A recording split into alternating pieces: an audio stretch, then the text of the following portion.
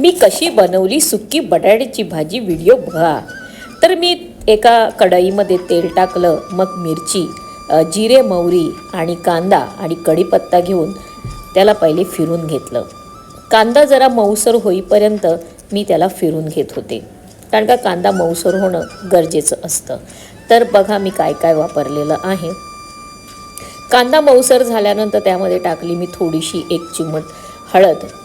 त्याच्यानंतर उकडलेली बटाटी मी उकडून ठेवलेली होती, बघू शकता तुम्ही. मग मी बटाटी फिरून घेत होते. वर खाली करून बटाटी एक जीव करून घ्या, म्हणजे टाकलेली हळद, कांदा हा सगळीकडे पसरून घेईल. त्याच्यानंतर मी त्याच्यावरती टाकलं मीठ चवीनुसार. त्यानंतर मी टाकली कोथिंबीर आणि ते सुद्धा मी वर खाली करून घेतलेली आहे. मग असं वर खाली करून घ्यायचं, म्हणजे मिक्स होत असते. तर अशा पद्धतीने मी माझी बटाट्याची सुक्की भाजी तयार केलेली आहे. तर तुम्ही सुद्धा करून बघा. व्हिडिओ आवडला तर लाईक करा, शेअर